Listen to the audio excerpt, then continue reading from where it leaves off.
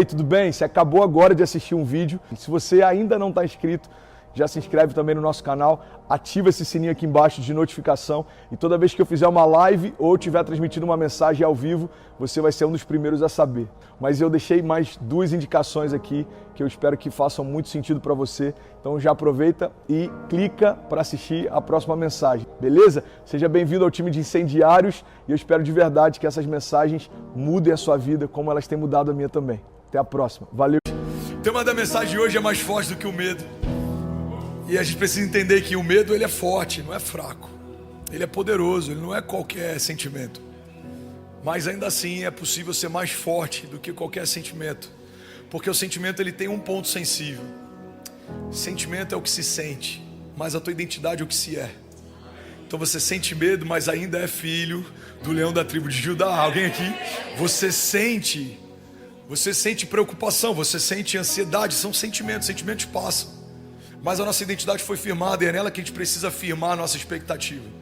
A minha identidade está firmada em algo que foi estabelecido antes do que aquilo que eu sinto me alcançar. A minha alma está angustiada, isso é passageiro. A minha alma está alegre, isso é passageiro. Agora quem eu sou? Eu sou quem Deus diz que eu sou. Eu tenho o que Deus diz que eu tenho. Eu posso o que Deus diz que eu posso. Alguém está comigo? Diga amém. Eu amo a citação de Napoleão Bonaparte. Ele falava que eu não tenho medo de um exército de leões que seja liderado por uma ovelha, mas eu tenho medo de um exército de ovelhas liderados por um leão, porque a identidade do líder fala muito a respeito do que está se construindo. A gente precisa entender que existe um cabeça no corpo, e esse cabeça é o próprio Jesus. É Ele quem garante você, é Ele quem respalda você, é Ele quem sustenta você, é Ele quem fala por você. Então por mais que existam vozes ao nosso redor, há uma voz sobre nós. Por mais que existam ruídos ao nosso redor, há uma palavra sobre nós. Alguém está pegando isso aqui? Diga amém. E a gente ouve isso tantas vezes que às vezes entra no modo automático. O entendimento de que há uma palavra sobre mim que antecede a minha existência deve gerar em mim segurança. O entendimento de que há uma promessa que ela foi estabelecida antes da crise chegar, antes do medo chegar, antes do sentimento chegar, antes da preocupação chegar, deve ser o nosso lugar de refúgio, é o nosso marco zero, é onde a gente volta quando tudo dá errado. Porque está tudo bem sentir medo, eu sinto, você sente, está tudo bem a gente ter preocupações, eu me preocupo, você se preocupa. Agora a gente precisa voltar para esse marco zero, é o lugar da gente recalcular a rota, como eu falei no último encontro. Esse lugar em que a gente volta e a gente se aquieta, e a gente se acalma, e a gente revisita palavras, e a gente relembra promessas. É nesse lugar que Deus coloca as coisas no seu devido lugar. O problema é que quando a gente está correndo e está cansado, mas não busca nele renovo, a gente para no meio do caminho. Quando a gente está se movendo e está com medo, mas não busca nele coragem, a gente desiste. Então nem sempre o movimento é a melhor estratégia. Não é só sobre se mover. Não tem nada pior do que um tolo motivado. Não é só sobre correr, não tem nada pior do que chegar mais rápido em lugar nenhum. É sobre partir de um ponto. Cristo é a cabeça, Ele tem uma palavra, Ele tem uma promessa. É nele que eu confio, é nele que a minha alma espera. E a partir desse entendimento eu volto a correr. A partir desse entendimento eu volto a me mover. Porque eu acho que muitas palavras que a gente ministra e ouve são palavras pautadas em encorajamento. E o encorajamento é maravilhoso, mas ele precisa estar bem firmado e fundamentado em verdade de Deus. Porque senão a gente só está motivado, encorajado, a gente está correndo, feito um maluco, atrás do vento, indo para lugar nenhum. Eu lembro de uma pregação que eu fiz um tempo atrás, que eu falava sobre o desafio da gente encarar a nossa jornada como se fossem esteiras. Alguém já caminhou na esteira aqui? Alguém já suou muito caminhando numa esteira? Alguém já saiu do lugar enquanto caminhava? Você já saiu do lugar enquanto caminhava na esteira? Pro lado, boa. Obrigado, Lucão, muito bom. Você corre, se cansa, sua, mas não tem destino. Você imprime esforço, dá o seu melhor, fica exausto, mas não sai do lugar. Você está ali 1 hora, 2 horas, 10 horas, não é sobre tempo. Você não vai chegar a lugar nenhum. Eu acho que muitas vezes a gente está tentando lutar contra o medo, contra desânimo e contra outros sentimentos, como alguém que corre numa esteira. A gente está querendo se distrair e quer só continuar correndo. A gente está tentando vencer esses sentimentos e quer só continuar andando, mas A palavra de Deus fala que há tempo para todas as coisas, e há tempo, inclusive, da gente voltar para o marco zero e recalcular a rota. Então, como eu consigo vencer o medo? Eu creio que uma das formas da gente vencer o medo é a gente se aquietar e deixar Deus trazer à nossa memória o que dá esperança. A gente revisitar palavras antigas, promessas antigas, porque é isso que gera encorajamento. O que vai te encorajar não é o fato dos seus gigantes terem se apequenado. O que vai te encorajar é lembrar que há um leão da tribo de Judá que vai à frente da sua batalha. Então os gigantes podem até ser maiores do que eram na estação anterior. Não é sobre o tamanho do meu adversário, é sobre o tamanho do meu Deus. Max Lucado, ele diz que se olharmos para os nossos gigantes, tropeçaremos. Mas se olharmos para o nosso Deus, os nossos gigantes é que tropeçarão. Então eu estou falando com propriedade de causa, irmão. Tem dias que você olha e fala: caramba, velho, nessa acho que deu ruim, estou cansado, estou desanimado, estou sem esperança.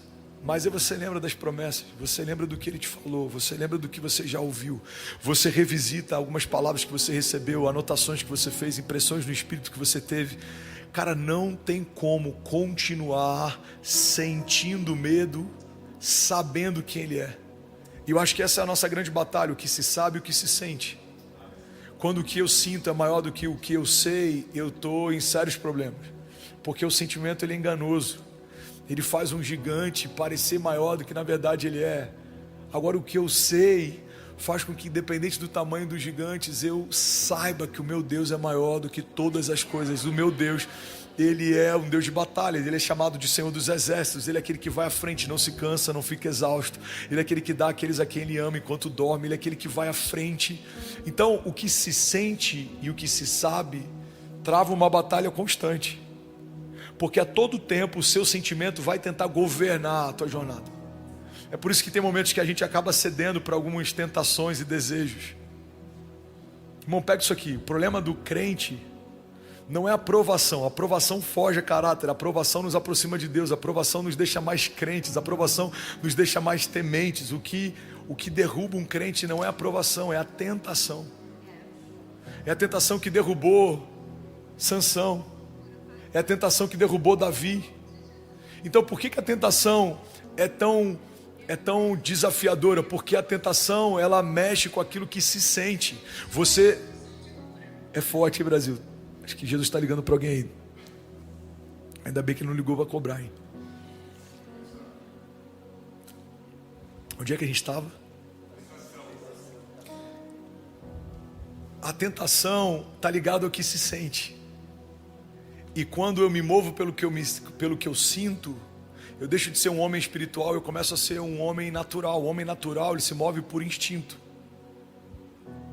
Alguém já viu um cachorro no cio? Por que um homem casado, temente ao Senhor, não se move assim? Porque ele é governado pelo Espírito. Agora há um domínio próprio.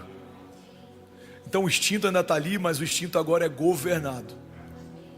A gente às vezes tem ira, tem vontade de fazer algumas coisas. Alguém te afronta, alguém te humilha. A gente tem esse ímpeto, faz parte da nossa natureza humana. Mas por que muitas vezes a gente não faz o que tinha vontade de fazer? Porque um homem governado pelo Espírito não se move pelas vontades ou pelos sentimentos. Ele se move por um fruto do Espírito. A palavra, quando fala sobre as obras da carne e o fruto do Espírito, fala sobre duas realidades que se contrapõem o tempo inteiro.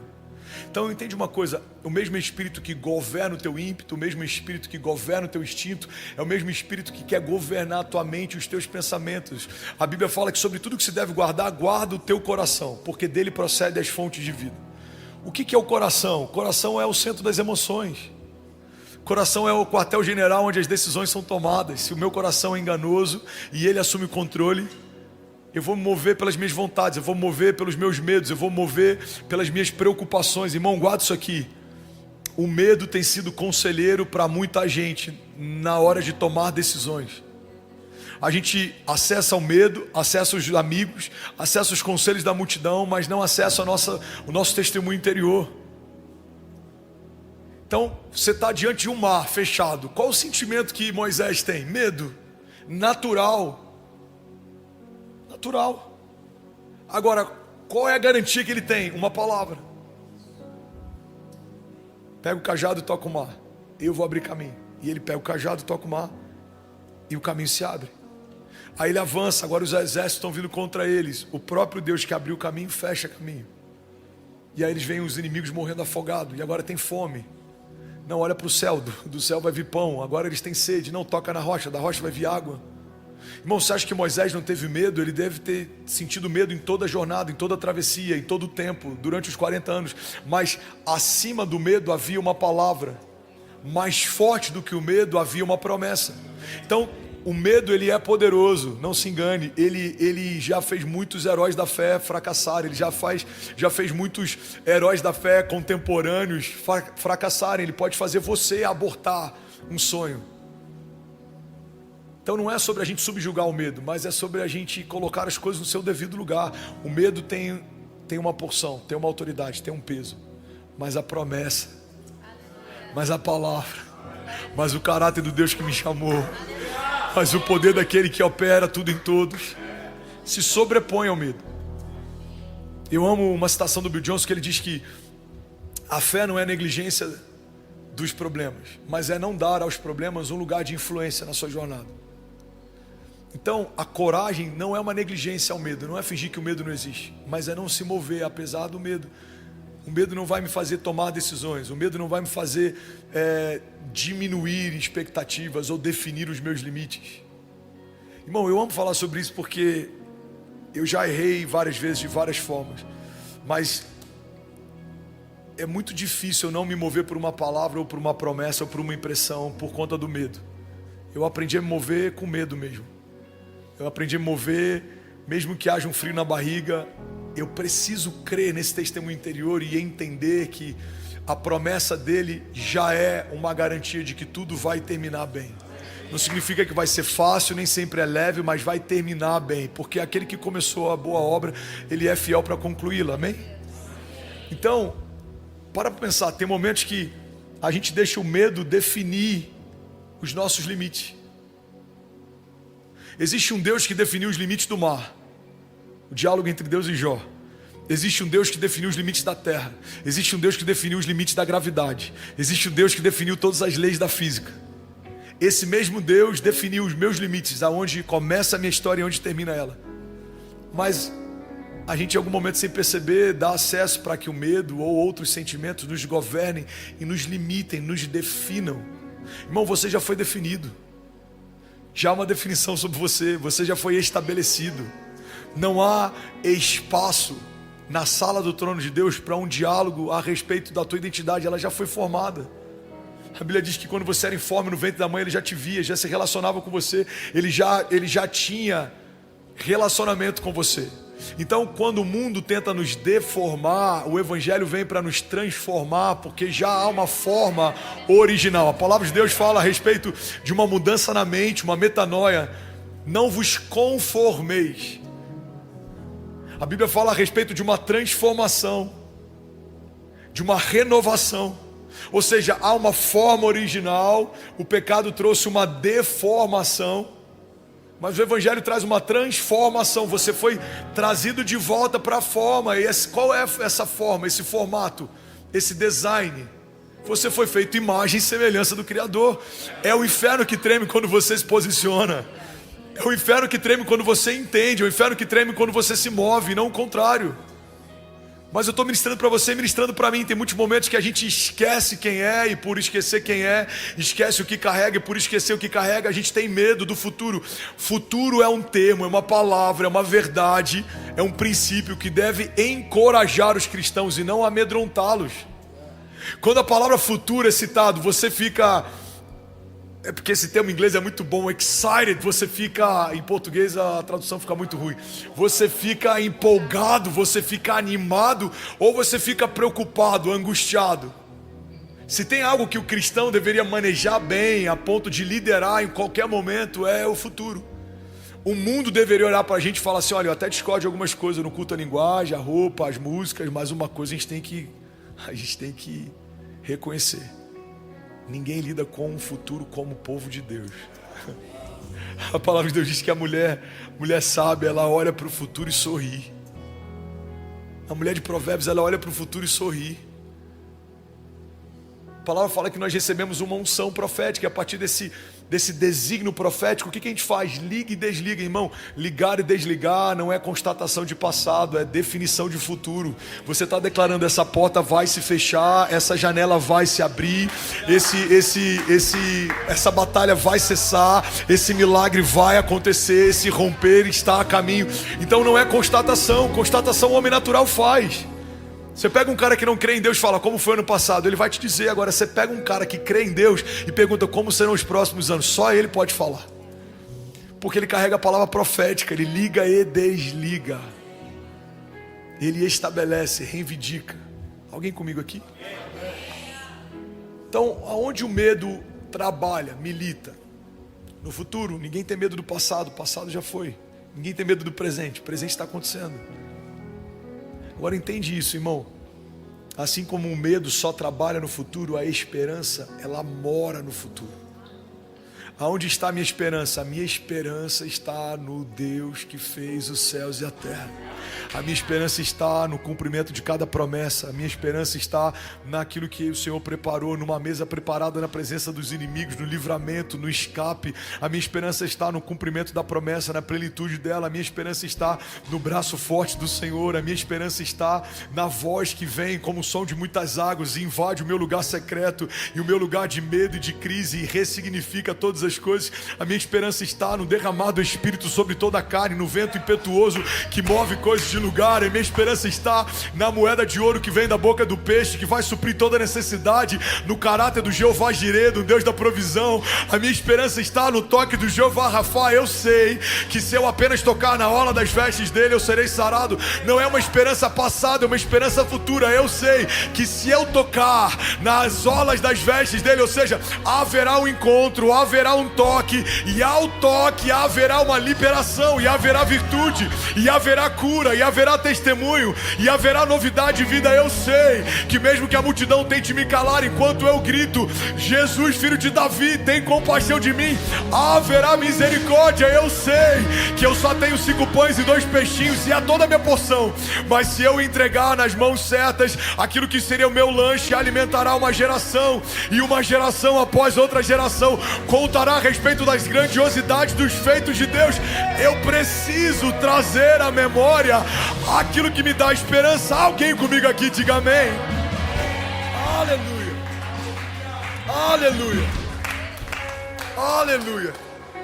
Então o futuro habita, o medo habita no futuro, a esperança também. A promessa habita no futuro, a preocupação também. O que é uma preocupação? É estar ocupado de forma prévia com algo que ainda não aconteceu. Eu estou preocupado. E qual o problema de caminhar preocupado? É que diariamente você tem ocupações, batalhas, levantes. Então quando o levante de hoje te encontra, ele te encontra exausto porque você já está socando o vento, tentando lutar com o gigante de amanhã. A gente trata problemas que não são como se já fossem, e às vezes não consegue tratar milagres que não são como se já fossem. Então o gigante nem chegou, mas eu estou com medo dele chegar. A crise não chegou, mas eu estou com medo dela chegar. O problema não aconteceu, mas eu estou com medo dele acontecer. Não. Vamos tratar o que não é como se já fosse. Para o lado bom, a boa notícia ainda não chegou, mas vai chegar. O médico ainda não disse que teve cura, mas ele vai dizer. A porta ainda não se abriu, mas vai abrir. Alguém comigo aqui? A provisão não chegou, mas está a caminho. Ele não é homem para que minta, nem filho do homem para que se arrependa. Se ele disse que vai acontecer no céu, já aconteceu. Eu preciso crer nisso, e eu preciso descansar na certeza de que isso é uma verdade. Se não é só alegoria, fé não pode ser alegoria, irmão. Fé não pode ser alegoria. Não, eu acredito que vai acontecer. A gente vive dizendo para todo mundo que crê em milagres, mas faz de tudo para não depender de um. E eu me tornei viciado em me mover em estações que eu dependo de um milagre. E se ele não fizer? Se ele não fizer, eu fecho minha Bíblia, eu abro mão da minha jornada, eu vou fazer outra coisa, porque não dá para ser crente em Cristo Jesus, caminhar debaixo de uma palavra dele e em temor, e não ter uma confiança de que está a caminho a minha resposta. Porque o Senhor conhece o nosso coração. Guarda isso aqui. A tua motivação fala mais do que as suas ações. Então eu prefiro errar com a motivação certa, porque o Senhor que conhece a pureza do meu coração recebe como oferta até o meu erro feito de forma ingênua, singela, do que quando eu faço algo com consciência de que não é o que Deus espera de mim, mas para todo mundo soa como puro. Irmão, o coração do homem é enganoso, mas Deus caminha nesse lugar. O coração do homem é terra que ninguém anda, mas Deus passeia nesse lugar. Então o que Ele espera de mim? Eu creio que Ele espera ver em mim o ímpeto de um filho corajoso debaixo de uma palavra, mais do que alguém que fica falando que é zeloso, mas na verdade talvez seja só um medroso travestido de alguém, como é que eu vou dizer? De alguém. Tem muito, guarda isso aqui, irmão, tem muito religioso travestido de zeloso. Não é zeloso, ele só tem medo.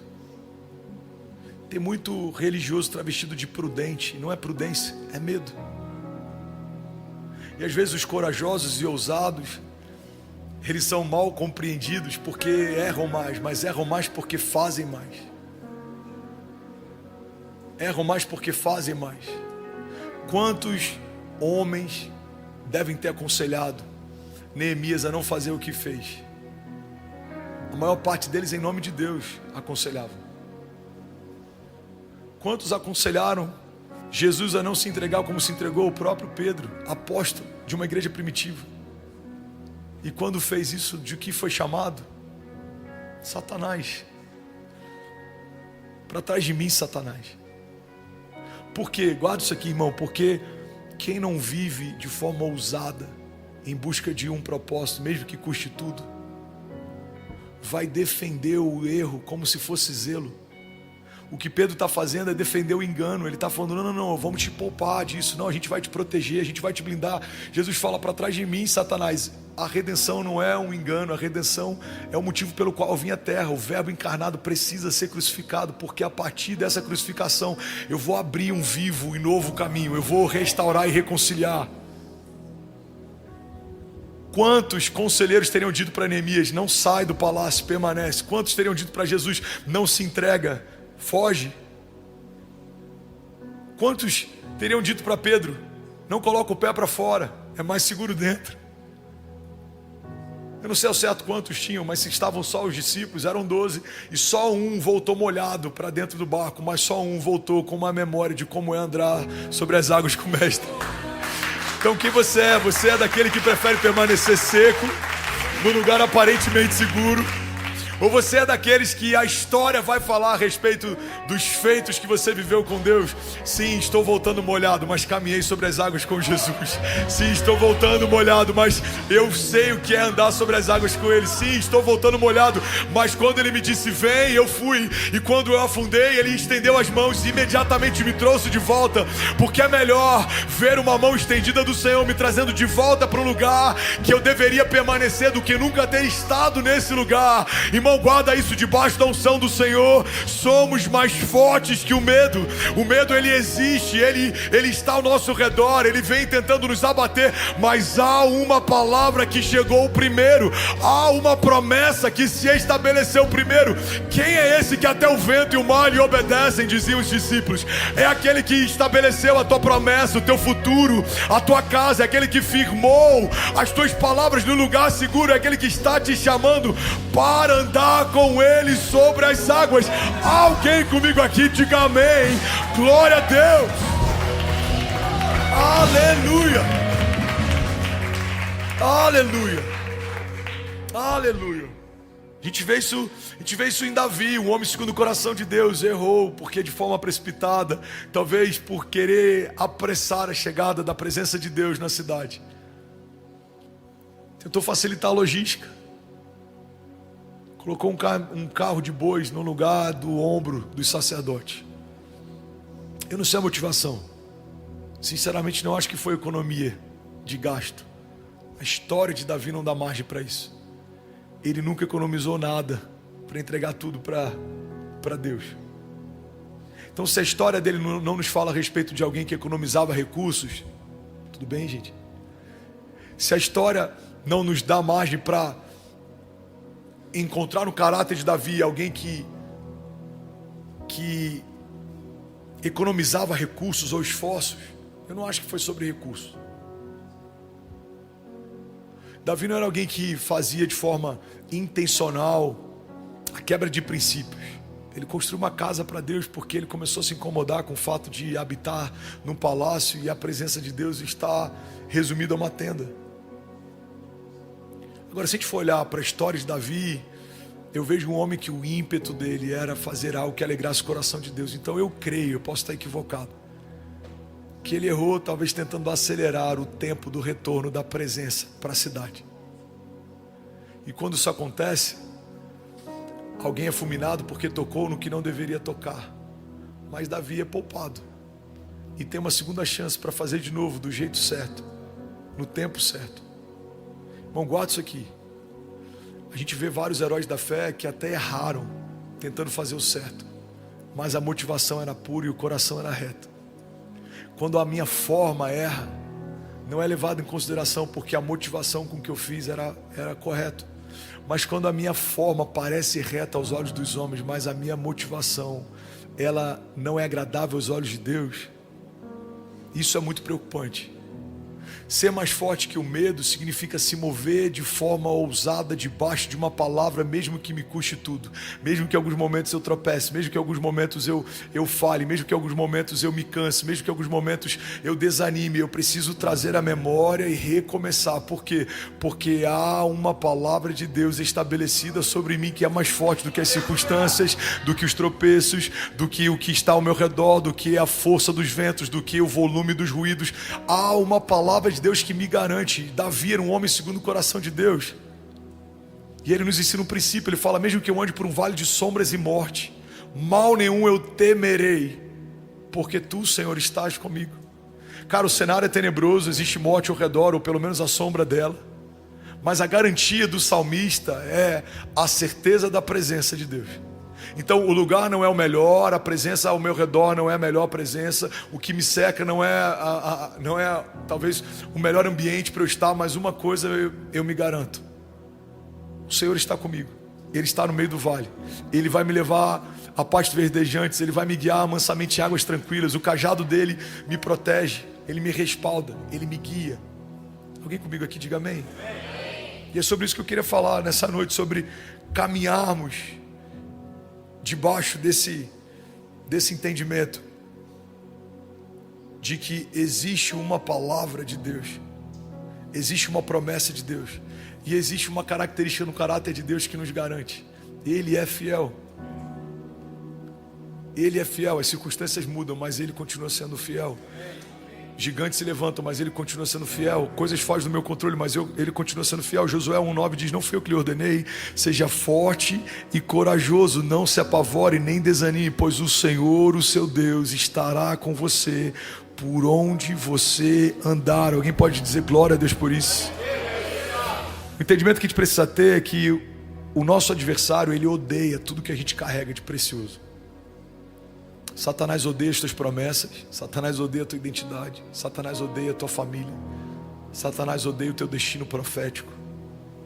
E é por isso que ele sempre vai militar contra isso. E a pior coisa que a gente pode fazer é ceder à pressão, porque alguém que está desencorajado, alguém que está amedrontado, em algum momento pode aceitar um plano B como sendo resposta. Eu lembro que eu estava num voo alguns anos atrás e aí conseguiram um lugar para mim perto da porta de emergência. E aí a pessoa estava dando as instruções e eu fiquei olhando aquela porta de emergência.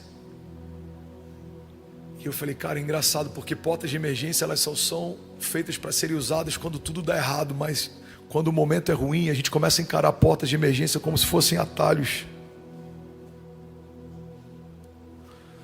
Abortar o teu chamado por conta de um levante não é uma opção, é uma saída de emergência.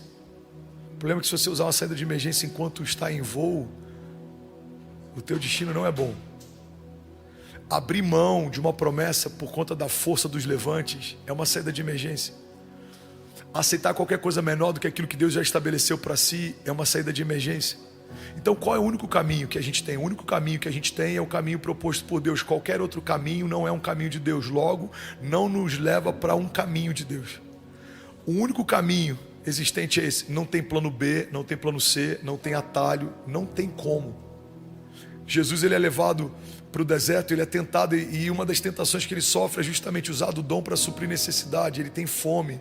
Satanás, ele estimula para que ele use do dom para fazer com que pedras virem pão. Ele fala: nem só de pão vive o homem, mas de toda a palavra que sai da boca de Deus. Irmão, o medo nos faz usar do dom para suprir necessidade. O medo nos faz abortar promessas porque a gente quer um caminho mais fácil. O medo nos faz abrir mão de primogenitura por causa de prato de lentilha. O medo nos faz negociar o negociável. O medo nos faz aceitar o inaceitável. Agora, quando eu trago de volta para o centro da minha história a minha identidade, as promessas que o Senhor me fez, não dá para aceitar qualquer coisa menor do que aquilo que Ele me prometeu. Como fazer José aceitar qualquer visão menor do que a visão que ele já teve? Como fazer Davi aceitar qualquer coisa menor do que o reinado que ele foi estabelecido? Como fazer com que Moisés viva qualquer coisa abaixo do que aquilo que Deus chamou ele para viver? Irmão, ele viu pragas serem estabelecidas sobre o Egito. Ele viu o mar se abrir, ele viu a água descer da rocha, verter da rocha, ele viu o pão descer do céu. Então, o que eu creio que o medo faz é nos levar para esse lugar de cansaço. E eu estou quase finalizando essa mensagem. O medo nem sempre quer que você aborte, mas o medo sempre vai te levar para um lugar de exaustão, que a exaustão pode te fazer abortar. O medo te leva para um lugar de cansaço, que o teu cansaço pode te fazer abortar. O medo quer te levar para um lugar em que você não tem mais forças, e é nesse lugar que muitas vezes a gente é tentado a abortar. Eu percebo que a maior parte das batalhas que eu enfrento são em torno do meu cansaço emocional. Porque a maior parte dos erros que a gente vê heróis da fé cometendo no passado, cometeram a partir de um cansaço. Davi, cansado, prefere permanecer do que batalhar. E nesse dia, nesse lugar, ele dá acesso a um pecado que manchou todo o teu legado.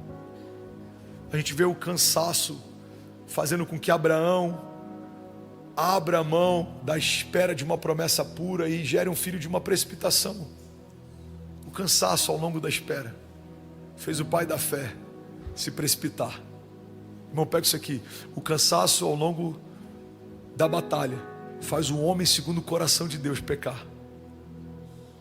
Então não dá para eu e você acharmos que o cansaço em nós ele encontra imunidade. Não, a gente não é imune ao cansaço. Então eu creio que a maior parte dos medos que a nossa geração tem enfrentado é só um lugar que nos leva ao cansaço. Tem muita gente desanimada, tem muita gente cansada, tem muita gente prostrada, tem muita gente frustrada. E esse lugar é um lugar perigoso, porque é nesse lugar que a gente entrega os pontos, é nesse lugar que a gente abaixa a guarda, é nesse lugar que a gente desiste, é nesse lugar que a gente aborta. Alguém comigo? Tem muitas pessoas que você conheceu no início da tua jornada que abriram mão da jornada de fé. Não é porque elas amavam Jesus menos do que você ama. Talvez algumas delas até amavam mais, mas elas não souberam lidar com o cansaço. Elas não souberam lidar com a frustração, com a prostração, com a exaustão. Eu preguei no último encontro sobre resiliência. Eu acho que essa é uma zona de graça que a gente precisa desenvolver. A resiliência me faz permanecer de pé, mesmo que eu sinta medo. A resiliência me faz permanecer crendo, mesmo que tudo diga que não. A resiliência me faz permanecer meditando nas promessas, mesmo que toda hora chegue uma notícia ruim. A resiliência é quase como se fosse uma teimosia santa. Eu tô tão, como é que eu posso dizer? Decidido em permanecer confiando até que aconteça, que pode ser o que for, pode vir o que vier, pode ser quem for, eu permaneço guardando a esperança viva, eu permaneço confiando naquilo que o Senhor me mostrou, porque tudo que está ao meu redor pode passar, mas as palavras do Senhor, elas não passarão. Então eu creio que nesse lugar a gente recebe renovo. É nesse lugar que a gente recebe vida, é nesse lugar que flui vitalidade. Você só precisa permanecer um pouco mais, confiar um pouco mais, caminhar um pouco mais. Você só precisa meditar um pouco mais. Você só precisa se cercar um pouco mais de amigos. Você só precisa meditar um pouco mais na palavra, porque quando o cansaço vai, a esperança brota como renovo. É como um broto que ele volta a florescer no meio de uma árvore podada. Não sei se você já me ouviu falando sobre isso, mas o termo renovo vem de rebento. Rebento é aquela folha, aquele galho que insistentemente volta a brotar num lugar que foi cortado. Se você andar pelo rancho aqui, você vai ver alguns lugares que a gente podou e você vai ver galhos cortados. E no meio daquele galho começa a surgir um broto. Esse broto significa rebento, e esse rebento significa renovo. O renovo de Deus não é necessariamente Deus fazendo algo novo no lugar novo. O renovo de Deus muitas vezes é Deus fazendo algo novo no lugar ferido. É Deus fazendo algo novo no lugar cansado. É Deus fazendo algo novo no lugar quebrado. É Deus fazendo algo novo no lugar que todo mundo dizia, não tem como mais vir vida daí. É nesse lugar que o novo de Deus surge, ressurge. Ele não pede licença, ele não pergunta se dá para acontecer, ele simplesmente acontece. É como uma criança gerada num ventre estéril. É como aquele broto que a gente vê surgindo no meio do asfalto. Alguém já viu uma planta surgindo no meio do asfalto? Cara, aquilo ali nada mais é do que uma promessa que insiste em florescer, mesmo que o cenário seja adverso. Não tem vida, não é o melhor cenário, não é suscetível para. Mas ele não perguntou para o tempo, para o clima. Ele simplesmente ressurgiu, renasceu. Isso é evangelho. Evangelho é redenção. Redenção é resgate. Resgate é ser trazido de volta para o lugar de origem. E é para esse lugar que Deus quer chamar a gente. E como que a gente vai para esse lugar? Quando a gente começa a caminhar a despeito do medo, apesar da crise, acima de todo sentimento. Eu termino voltando no lugar que a gente começou. É quando a gente decide por um desses dois lados. Vou caminhar pelo que eu sinto ou vou caminhar pelo que eu sei? Fé não é o que se sente, fé é o que se sabe. O que eu sinto hoje? Eu sinto cansaço, eu sinto medo, eu sinto preocupação. O que eu sei que o meu Deus é fiel. Eu sei que o meu Deus é justo. Eu sei que Ele é bom. Eu sei que Ele recompensa. Eu sei que dele não se zomba. Aquilo que a gente semeia, a gente colhe. Então as certezas a respeito de Deus me fazem permanecer, mesmo quando os meus sentimentos falam ao contrário. Amém? Alguém recebe isso aqui? Então feche teus olhos, eu quero ministrar sobre você. Aleluia. 2 Coríntios 4,16. Por isso não desanimamos, embora exteriormente estejamos a nos desgastar, interiormente estamos sendo renovados dia após dia. Pois os nossos sofrimentos leves e momentâneos estão produzindo para nós uma glória eterna que pesa mais do que todos eles. Assim, fixamos os olhos não naquilo que se vê, mas naquilo que não se vê. Pois o que se vê é transitório, mas o que não se vê é eterno. E aí, tudo bom? Você acabou de assistir uma mensagem aqui do nosso canal. Eu tenho certeza que ela te edificou e que ela vai gerar algo novo em você. E a gente separou mais 2 vídeos, eu quero deixar essas indicações aqui para você continuar queimando com Jesus. E eu quero muito te fazer um pedido também. Se essa mensagem te edificou, comenta aqui embaixo, segue o canal, me ajuda a compartilhar para que mais pessoas sejam tocadas também. Deus te abençoe.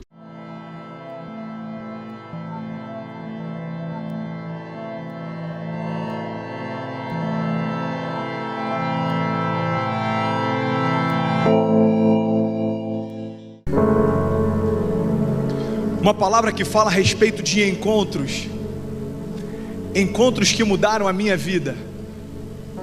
Se a gente for analisar os evangelhos e o que a palavra de Deus diz a respeito da vida e do ministério de Jesus, todas as pessoas que tiveram um encontro com Ele foram completamente transformadas. A gente vê pessoas que foram ao encontro dele, e a gente vê também pessoas que Jesus foi ao encontro delas, mas em todas essas vezes, quando esse encontro aconteceu, houve algo diferente. Sabe, eu fiquei hoje à tarde meditando um pouco sobre alguns milagres que aconteceram na vida de Jesus, e eu tentei me colocar no lugar daquelas pessoas que estavam na expectativa de receberem um milagre. Para a gente é completamente diferente, porque nós já nascemos ouvindo falar a respeito de Jesus. Jesus veio há mais de 2000 anos atrás, então quando a gente nasceu, cada pessoa que está aqui já ouviu falar a respeito dele. Mas eu quero te convidar a imaginar comigo as pessoas naquela época. Jesus não existia. Na verdade, quando as pessoas começaram a ouvir falar a respeito de um homem que realizava curas e milagres, no coração daqueles que precisavam de um milagre, nasceu uma esperança. Diga comigo assim: quando Jesus veio à terra, nasceu sobre os homens uma esperança. Eu quero te convidar e que você possa, em nome de Jesus, imaginar comigo como era naquela época, por exemplo, a vida de um leproso, de um cego, ou de qualquer outra pessoa que na Bíblia a gente ouve falar a respeito de como foi transformado por Jesus. Eu fiquei imaginando naquela época um cego que nunca havia enxergado, até que alguém chega para ele e diz: olha, eu não sei se é verdade, mas estão falando por aí que existe um homem, o nome dele é Jesus, e ele é capaz de curar aqueles que nunca enxergaram. Eu fiquei imaginando um leproso que não pode mais ver a sua família, ele não pode mais ter contato com as pessoas que ele ama, porque ele tem uma doença que naquela época era tão rejeitada que as pessoas que tinham a lepra precisavam viver à parte de tudo. Imagina quando chegou pela primeira vez ao coração de um leproso a notícia de que existe um homem capaz de curar a tua lepra, existe um homem capaz de curar o teu sofrimento. Você consegue imaginar a esperança que brotou sobre toda a face da terra quando começaram a falar a respeito de Jesus? Agora eu comecei a imaginar aqueles homens indo em busca dele, aqueles homens indo em busca do primeiro encontro com Jesus. E o que eu quero compartilhar com você nessa noite diz respeito à expectativa que nós temos desse encontro. Cada pessoa que está aqui já teve um encontro importante que mudou completamente a sua história. Sabe, eu poderia falar inúmeros encontros que eu tive aqui, que eu fui completamente ansioso. Eu acho que o encontro mais recente que eu tive foi alguns dias atrás, nesse mesmo palco, quando eu experimentei a consagração pastoral, e alguns de vocês estavam aqui. É interessante porque quando eu me arrumava em casa, eu estava botando uma roupa, o pastor Felipe até brincou, falou que eu estava vindo como se estivesse vindo para um casamento. E eu estava tomando banho, eu estava me arrumando, e eu só pensava em uma coisa: eu vou estar cercado de homens nessa noite, e inúmeras pessoas vendo a minha consagração. Só que existe um encontro marcado que vai muito antes do calendário ou da agenda dessa igreja. Existe um encontro marcado com o Criador da minha vida, aquele que escreveu a minha história. Já existia um anseio da parte dele para que esse dia acontecesse. Sabe, meu coração estava com expectativa para esse encontro, não só pelo que os homens viriam, mas porque eu sabia que naquele momento, quando os pastores da minha igreja derramassem uma unção sobre a minha cabeça, se cumpriria uma palavra que Deus bradou desde antes da eternidade, quando Ele disse assim: André, eu tenho projetos e sonhos a seu respeito, e por mais que você ainda não os conheça, eu sou fiel para cumprir cada um deles.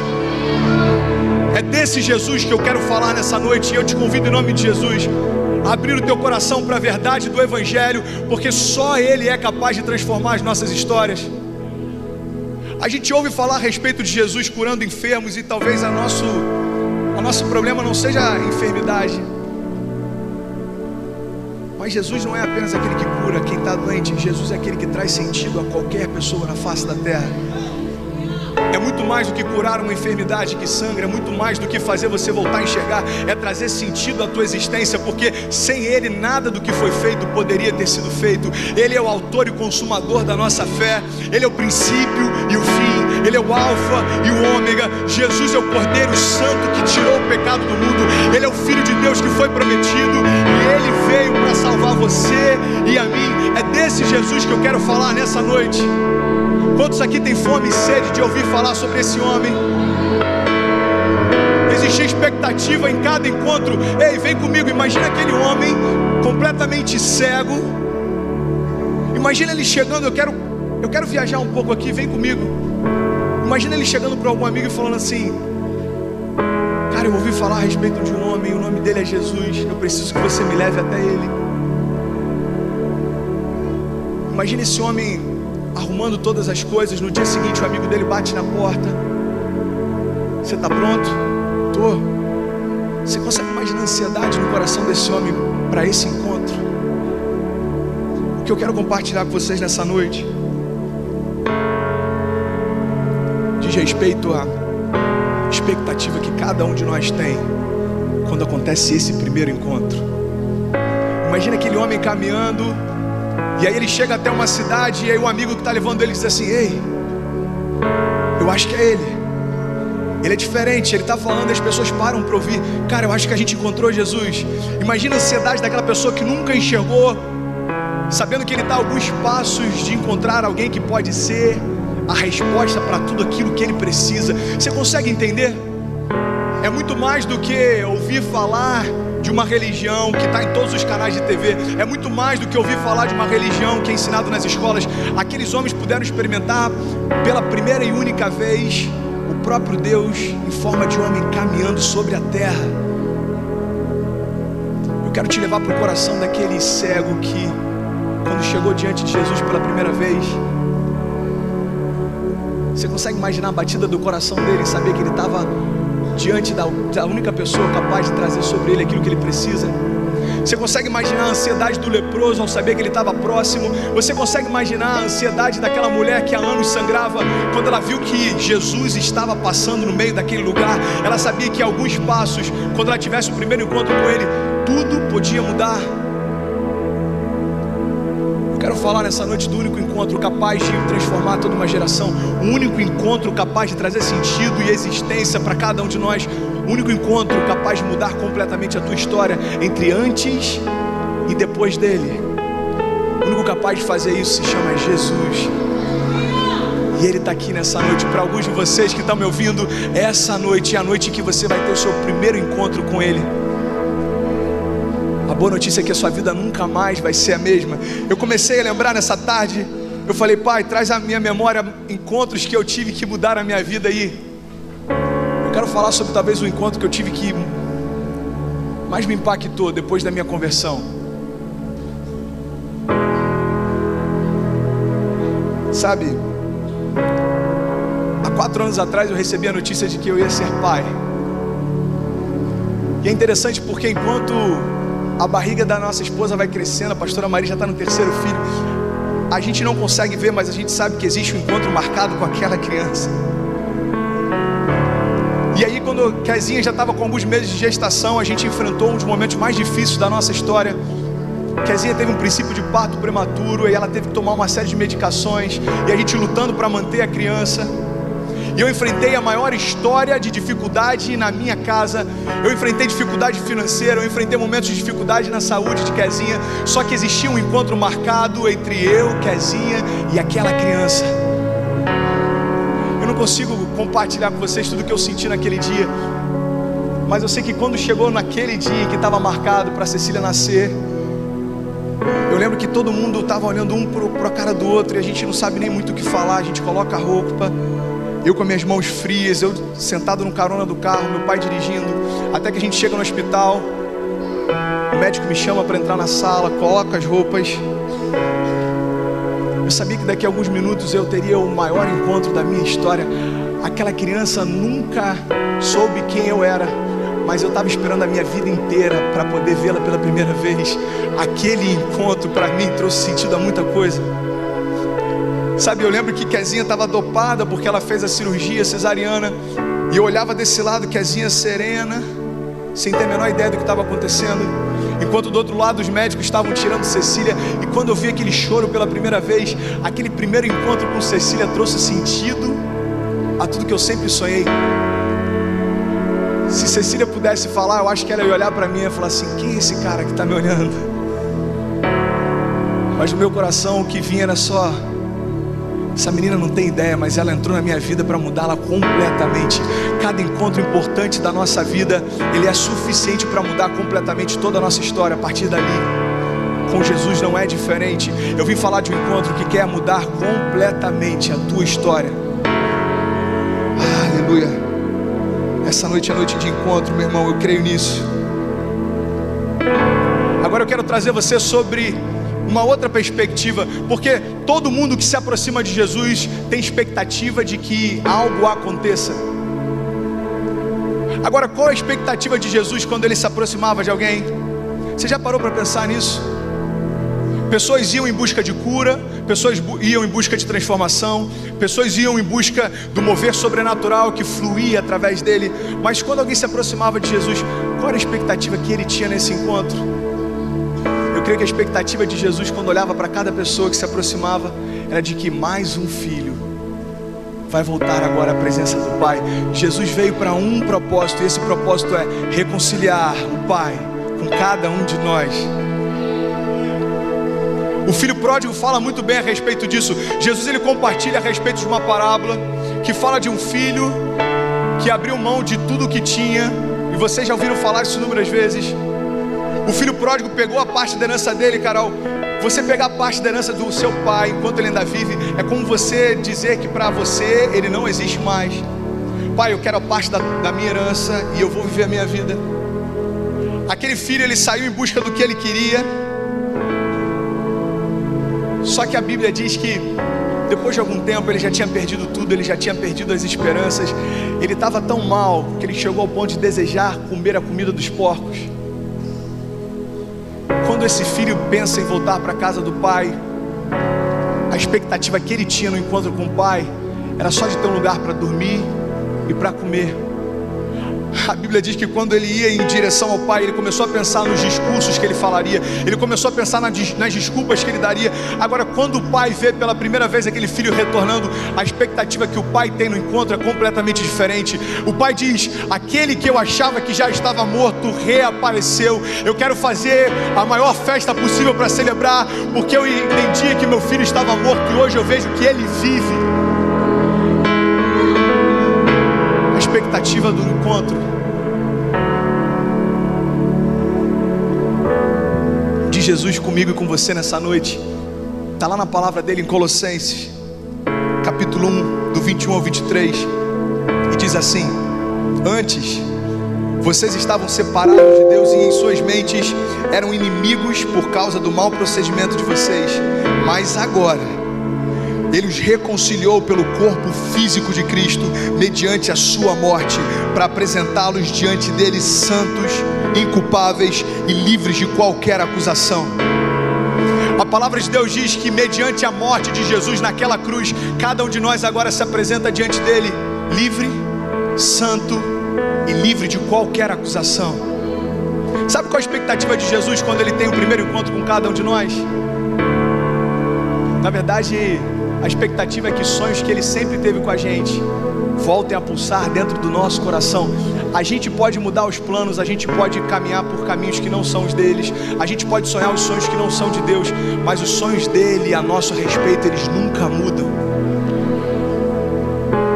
Eu compartilhei esses dias aqui com jovens que eu tenho vivido sonhos que nem eu sabia que eu tinha, mas Deus já tinha cada um deles para mim.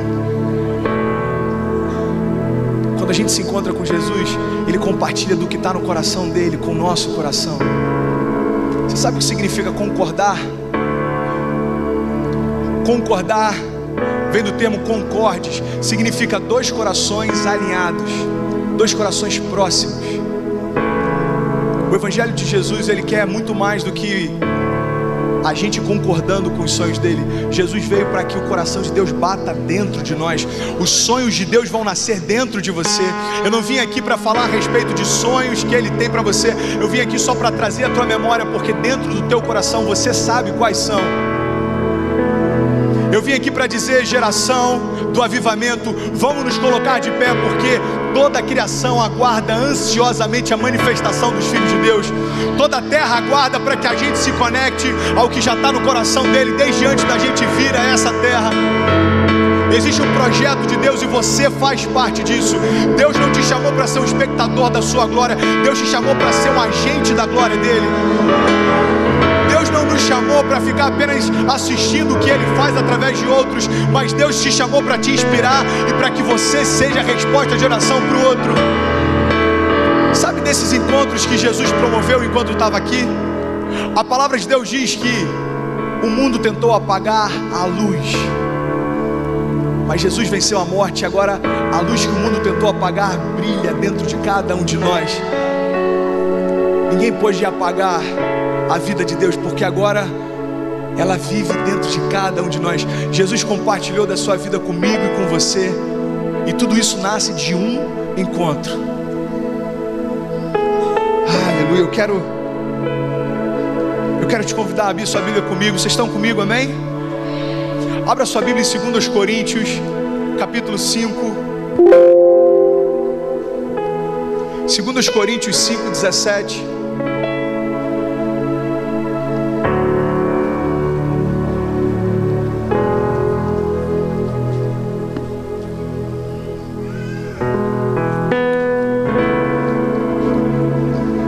Coríntios 5, 17. Todos acharam, amém? Diz assim: portanto, se alguém está em Cristo, é nova criação. As coisas antigas já passaram, e eis que surgiram coisas novas. Tudo isso provém de Deus, que nos reconciliou consigo mesmo por meio de Cristo e nos deu o ministério da reconciliação. Ou seja, Deus em Cristo estava reconciliando consigo o mundo e não lançando em conta os pecados dos homens, mas Ele nos confiou a mensagem da reconciliação. Presta atenção, porque isso é poderoso. Isso diz respeito a toda a sua casa sendo salva através da tua vida. Olha só o que a palavra de Deus diz: portanto, nós somos então embaixadores de Cristo, como se o próprio Deus estivesse fazendo o seu apelo por nosso intermédio. Por amor de Cristo nós suplicamos: reconciliem-se com Deus. Porque Deus tornou o pecado por nós, aquele que não cometeu pecado, para que nele nos tornássemos justiça de Deus. Você pode celebrar isso, meu irmão? Deus tornou o pecado aquele que nunca cometeu pecado, para que nós pudéssemos ser considerados justiça de Deus. A Bíblia diz que Jesus não só nos reconciliou com o Pai, mas agora Ele compartilha esse ministério com cada um de nós. Você quer saber qual é o teu chamado? O teu chamado é ser um reconciliador. O teu chamado é conectar pessoas ao coração do Pai. O teu chamado é ganhar toda a tua casa para Ele. O teu chamado é você transformar por onde você passar. Você foi chamado para ser exatamente o que Jesus era, o reconciliador. Agora, falar de chamado, de paternidade de Deus é tão difícil. Mas eu costumo dizer que nenhuma mensagem merecia ser pregada se não tivesse a paternidade de Deus como centro dela. Não tem sentido falar de evangelho genuíno se não falarmos do amor furioso de Jesus por nós. Não tem sentido a gente viver em busca de promessas quando a gente entende que na verdade a maior promessa já se cumpriu e diz respeito àquele que viria e que transformaria toda a história. Jesus, Ele já veio, Ele venceu a morte e Ele ressuscitou. A gente só precisa mudar a perspectiva, sabe? Mateus 5 fala a respeito da pesca maravilhosa. Olha só que coisa impressionante.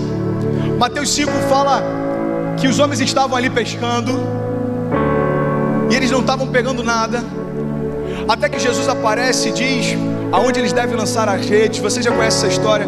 Eles lançam a rede e a pesca é sobrenatural.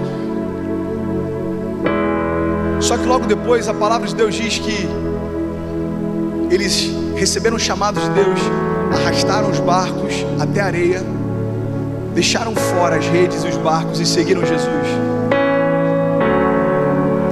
O evangelho que só tenta vender pra gente as promessas de Deus diria o seguinte: meu irmão, se você buscar a Deus, tudo que você faz vai prosperar e todas as promessas vão se cumprir, e realmente isso vai acontecer, isso é fato.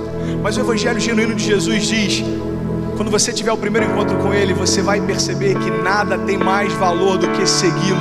Pedro percebeu que mais do que a pesca maravilhosa, era Jesus que realizava todas as coisas. Sabe, às vezes a gente está tão preso a algumas coisas, que se Jesus fizesse uma pesca maravilhosa, a gente diria: Jesus, você pode permanecer do meu lado para que todas as vezes que eu lance a rede, essa pesca seja maravilhosa. Sabe, Jesus, você pode ser meu sócio numa empresa de pesca. Jesus, por que você não continua aqui ao invés de fazer o que você foi chamado? Mas a gente vai ser muito rico e eu compartilho contigo tudo que a gente ganhar. Preste atenção, Jesus não é um amuleto para declarar que tudo que você faz é abençoado. Jesus, Ele torna você abençoado pelo que você é. As pessoas que seguem a Jesus, eles recebem as bênçãos, porque quando você caminha ao lado dele, as bênçãos te seguem. É desse evangelho que eu estou falando. É desse evangelho.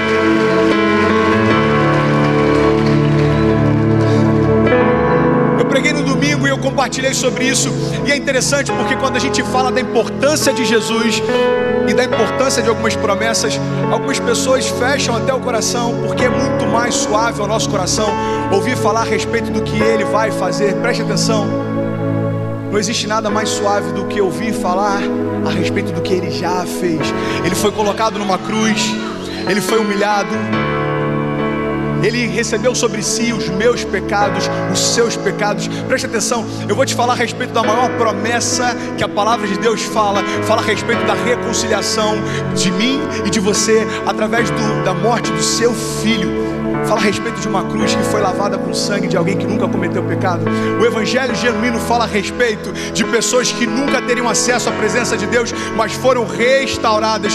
Nós fomos reconciliados. Então não somos mais escravos, mas agora através dessa cruz, reconciliados com Deus, participantes em Cristo, agora nós somos chamados de filhos.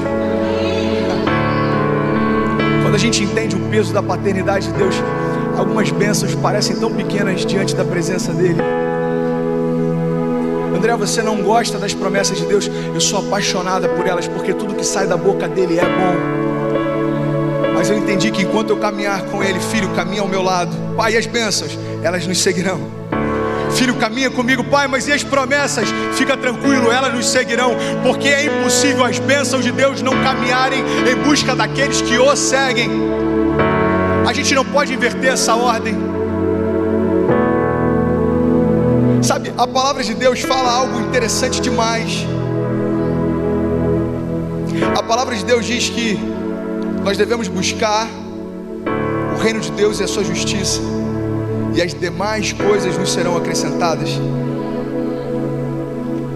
Mas eu percebi que nós nos tornamos a geração do acréscimo, porque muitas vezes nós ficamos correndo mais atrás daquilo que já foi prometido, que vai ser acrescentado, do que o que de fato tem importância nesse evangelho. Ei, preste atenção. Ansiar por um encontro com Jesus é a única coisa que traz sentido para nós, porque todas as coisas vêm junto com Ele. Você precisa de cura, é impossível permanecer na presença dEle e não ser curado.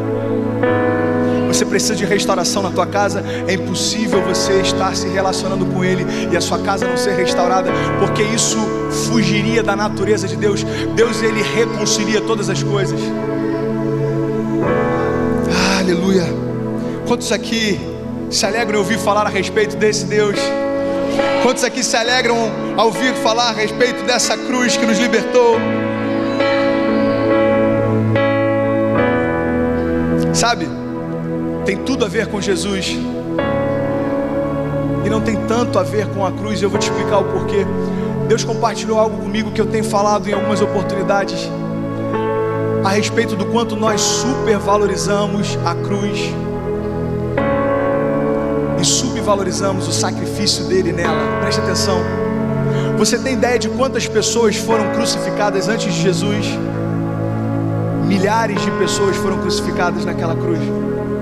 Você tem noção de quantas pessoas foram crucificadas depois da morte de Jesus? Milhares de pessoas em toda a terra foram crucificadas depois da morte dele. E você sabe o que mudou? Nada mudou. Porque o que tem de poderoso não é a cruz, mas é Jesus pregado nela. Jesus naquela cruz mudou completamente a história. O sangue de Jesus naquela cruz mudou todas as coisas, porque há poder no corpo dele repartido, há poder no sangue dele e há poder no nome dele. É tudo sobre Jesus. Sabe, eu tive uma experiência essa semana.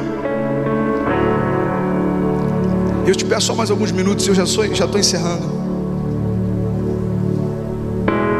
Eu tive uma experiência essa semana que me marcou demais. Eu recebi uma ligação no meio da organização da conferência e eu corri para Cabo Frio para estar ao lado de alguém que eu amo como um irmão para mim. Eu recebi a notícia de que a mãe dele tinha morrido. E eu corri para lá e eu fiquei olhando ele, chorando. Eu estava ali. Você não tem palavras para consolar alguém com a dor de uma perda. Você não sabe o que falar. E eu olhando ele ali, eu fiquei a todo tempo do lado dele. Eu carreguei o caixão junto com ele. Eu dei um abraço para ele, mas eu não consegui falar nada que trouxesse consolo para o coração dele. Sabe o que eu percebi? O ser humano não está preparado para a dor da separação. Você concorda comigo? Agora hoje eu entendi algo. Nem o próprio Deus estava preparado para a dor da separação. Você sabe por quê? Porque o evangelho genuíno de Jesus diz respeito a um pai que não aceitou a separação dos seus filhos e foi até o inferno para resgatá-los e trazê-los para perto de si. Você quer ter noção do quão furioso é o amor de Deus por você? É tão furioso que ele foi lá no inferno e ele disse: ei, morte, doenças, enfermidades, vocês não têm mais autoridade porque eu me dou no lugar deles. Vocês não têm mais autoridade sobre os meus filhos. Você quer saber o quão furioso é esse amor? Leia Isaías 53. A palavra de Deus diz: certamente Jesus levou sobre si as nossas doenças e as nossas enfermidades. Sabe, o castigo que nos trouxe a paz estava sobre ele. Jesus foi afligido, ele foi humilhado, mas através daquela morte, um pai furioso invadiu o inferno e trouxe de volta para si os filhos que ele nunca desejou perder. André, por que a gente então se separou de Deus? Porque o homem desejou isso, o pecado fez isso.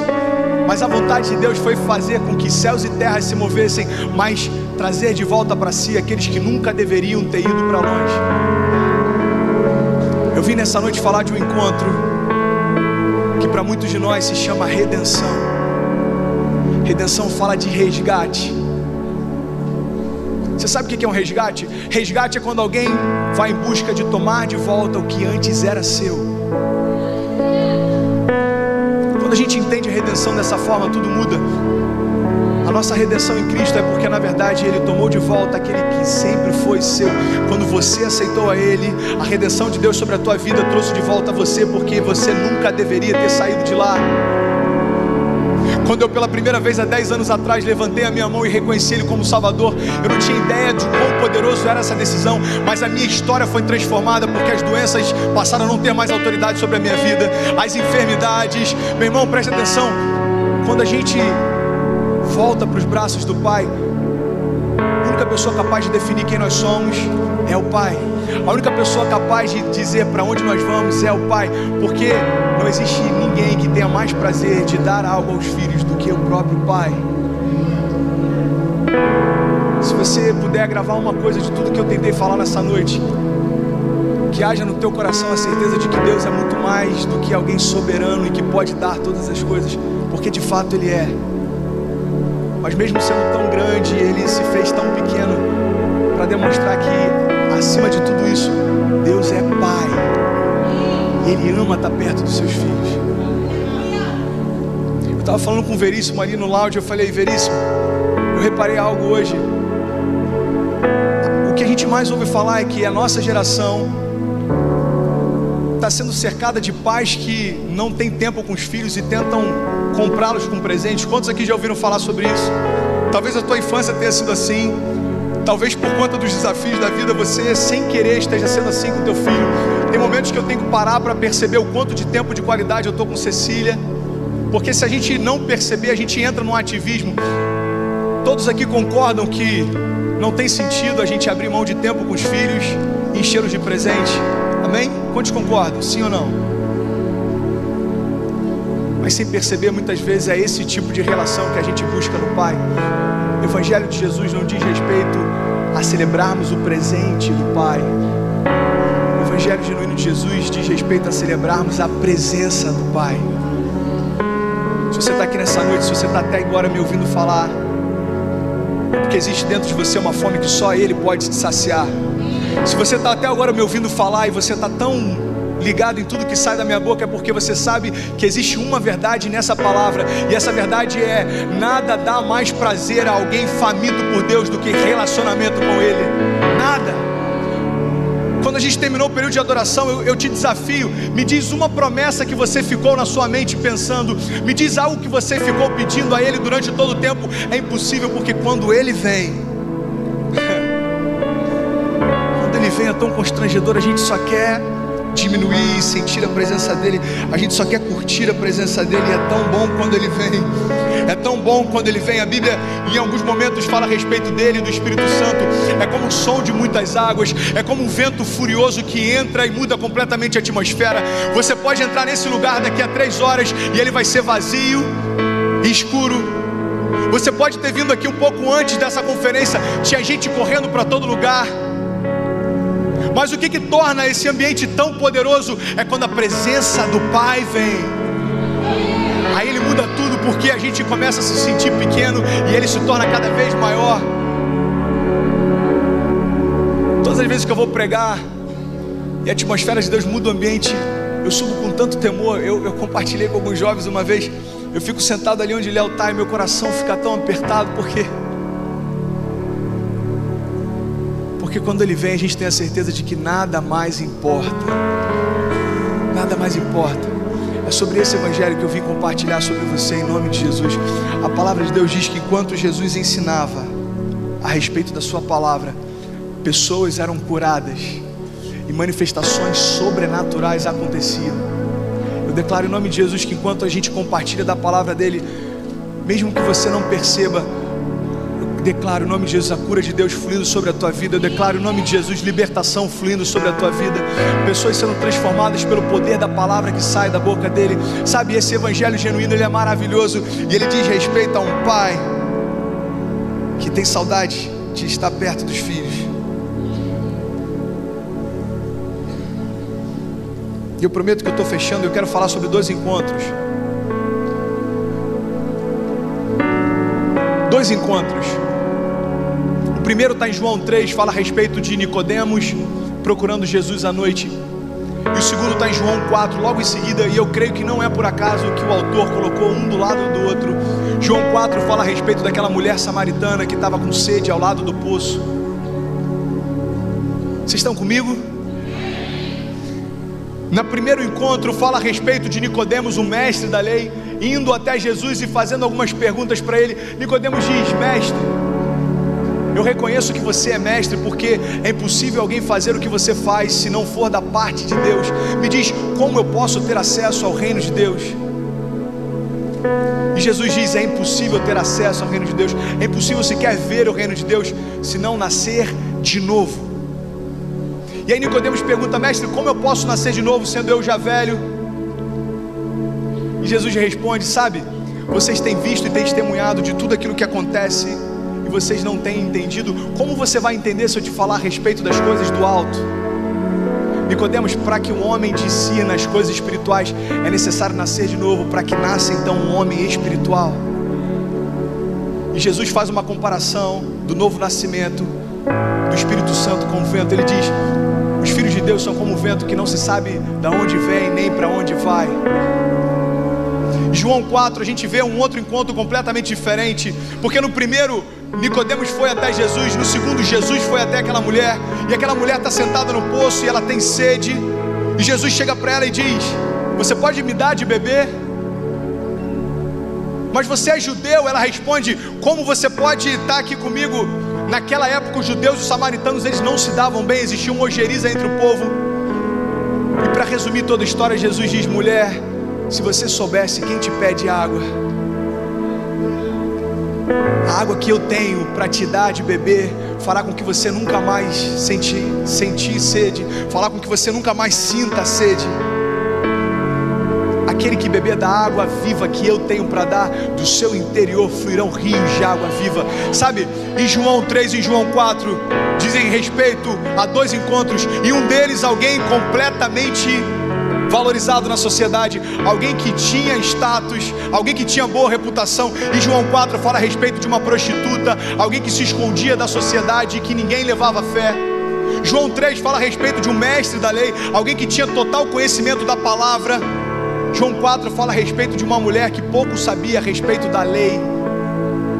João 3 fala a respeito de alguém que, por mais que conhecesse toda a palavra, estava com sede de ver a manifestação real da palavra que conhecia.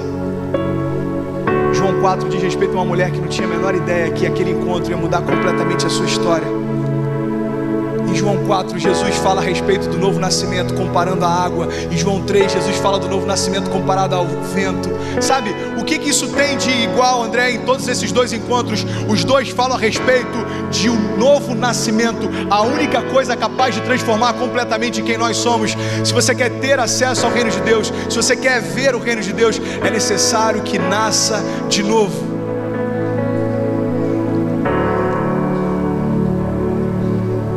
Como eu posso nascer de novo? É muito simples. Nascer de novo não diz respeito a mudar a sua roupa. Nascer de novo não diz respeito a mudar o seu linguajar. Nascer de novo não diz respeito a você se revestir de tradições evangélicas. Nascer de novo não diz respeito a você fazer parte de uma nova religião. Nascer de novo não tem nada a ver com uma transformação estética. Sabe, eu tive uma visão da nossa geração. E Deus me mostrou a nossa geração como sendo várias lagartas que passaram pela metamorfose e foram transformadas em borboletas. Eu não estava entendendo nada do que Deus estava me mostrando. E Ele trouxe para mim o discernimento. Ele disse assim: filho, essa geração transformada por fora, se não experimentar da realidade do novo nascimento, é como uma geração de borboletas que até parece como uma borboleta, mas não tem liberdade para voar. Novo nascimento diz respeito a você ser completamente transformado por dentro, independente de como você é por fora. Novo nascimento diz respeito a ter a mesma natureza que Jesus tem, diz respeito a ter a mesma unção sobre você que estava sobre Jesus, diz respeito a você caminhar da mesma forma que Jesus caminhava, diz respeito a você ter a mesma autoridade que Ele tinha. Nascer de novo significa Cristo nascendo em nós, a ponto de não ter mais diferença entre aquilo que nós somos e aquilo que Ele é. Aleluia. Sabe, novo nascimento diferencia a multidão dos filhos. Porque a vida de Deus, as bênçãos de Deus e a paz de Deus que excede todo entendimento não está disponível para quem caminha com Ele, mas está disponível somente para aqueles que creem nele. A multidão caminhava em busca de pão quando Jesus chegava. A multidão quis tornar Jesus rei. A multidão ficava em torno dele porque ele alimentava aquele que tinha fome. Jesus então no Sermão do Monte traz uma palavra dura e a multidão se dispersa. Sabe o que isso me mostra? A multidão só continua em busca dele enquanto ainda existe pão, mas os filhos continuam porque celebram a presença dele. Quando ele diz para os discípulos: vocês querem ir junto com eles?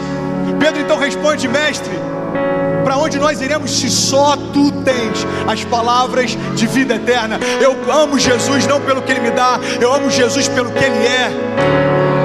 Aleluia. Você pode celebrar a vida de Deus muito mais do que o que Ele nos dá, aquilo que Ele já deu por nós. Jesus deu tudo o que Ele tinha, tudo. Jesus foi até o final. Jesus, Ele foi morto como uma ovelha num abatedouro. Jesus, Ele foi até o final, mas existia no coração dele uma certeza: vale a pena, porque esse encontro com você aconteceria hoje. Esse encontro aconteceria. E eu quero te convidar em nome de Jesus a abrir sua Bíblia comigo no último texto que nós vamos ler hoje. Abra comigo em Romanos 6. Eu quero convidar todos vocês para que a gente junto possa ler essa palavra. Essa palavra, ela tem poder para transformar as nossas histórias, amém?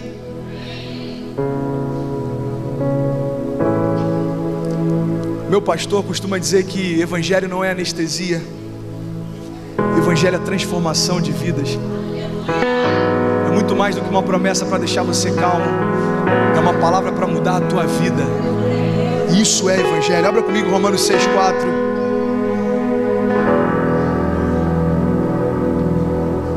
Romanos 6, mídia, me ajuda aí, a gente vai do 4 a 11, ok?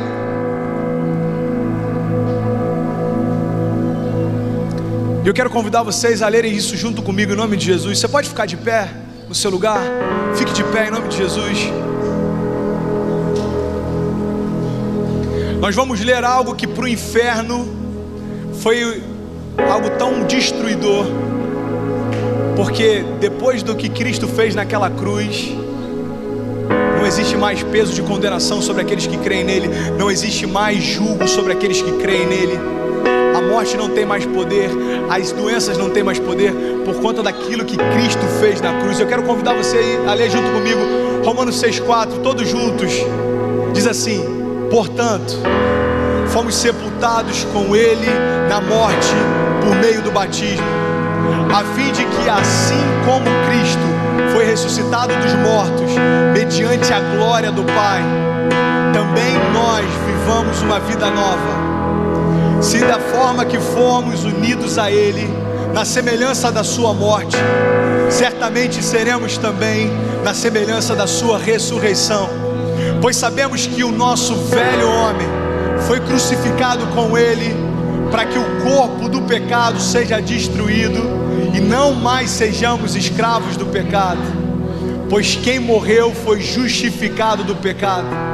Ora, se morremos com Cristo, cremos também que com ele viveremos, pois sabemos que, tendo sido ressuscitado dos mortos, Cristo não pode morrer outra vez.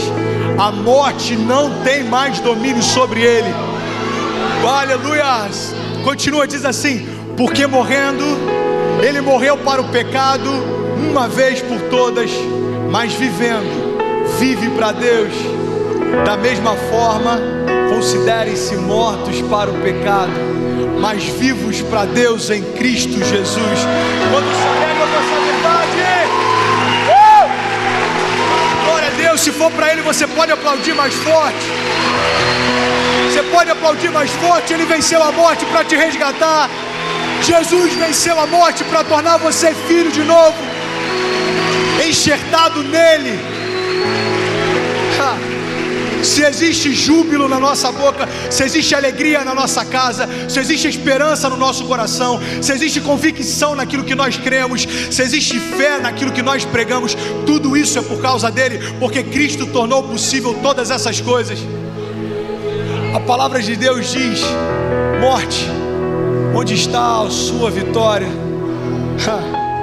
Onde está a morte, as correntes que prendiam os meus filhos? Porque a morte foi envergonhada por Cristo naquela cruz.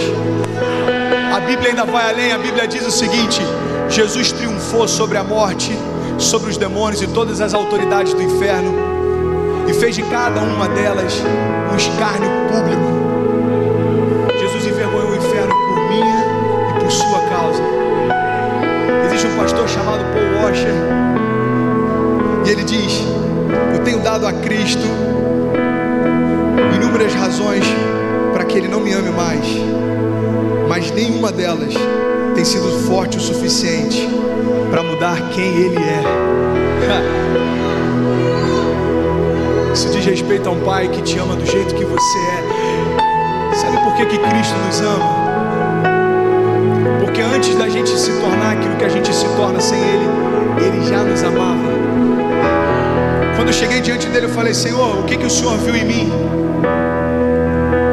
Hoje eu entendo que ele não viu o que eu me tornei, ele via aquilo que ele sonhou que eu fosse. Eu estou falando de um encontro que traz você para ser aquilo que ele sonhou que você fosse. Nova criatura significa abrir mão do que eu era para ser aquilo que Jesus deseja que eu seja. Se você deseja isso, meu irmão, em nome de Jesus, feche os teus olhos. Eu quero fazer uma oração com você. A gente vai adorar aqui com a Laura, mas eu creio que a tua adoração vai ser diferente, porque existe em você convicção de que você é filho. Existe em nós motivos para celebrar a vida de Deus. Pai, eu te agradeço porque para aqueles que talvez tinham expectativas em relação a outra palavra, ela possa parecer dura, mas assim como aquilo que o Senhor compartilhava aos seus, eu creio que essa é a única palavra capaz de trazer para nós vida eterna, salvação, transformação. Pai, eu te agradeço porque eu creio que saiu da minha boca hoje um convite para que haja um encontro que já foi sonhado por você desde aquela cruz. Eu creio que hoje nós veremos filhos voltando para os teus braços. Eu creio que hoje vai cessar todo choro, hoje vai cessar todo medo, toda ansiedade, toda angústia, porque é impossível estarmos próximos do Senhor e não sentirmos a Tua presença. É impossível, Pai, ouvirmos a Tua voz e o nosso coração não se acalmar. Quem é esse que até o vento e o mar lhe obedecem? Nós declaramos que Ele se chama Jesus e que o encontro dEle com cada um de nós faz mais sentido a partir da palavra dEle. Quantos aqui desejam a vida de Deus de uma forma que vai além do seu entendimento? Quantos aqui desejam a vida de Deus mais do que as promessas dEle? Quantos aqui desejam a vida de Deus mais do que qualquer outra coisa? Eu quero te convidar então a adorá-lo como um filho faminto, com sede e fome de Deus.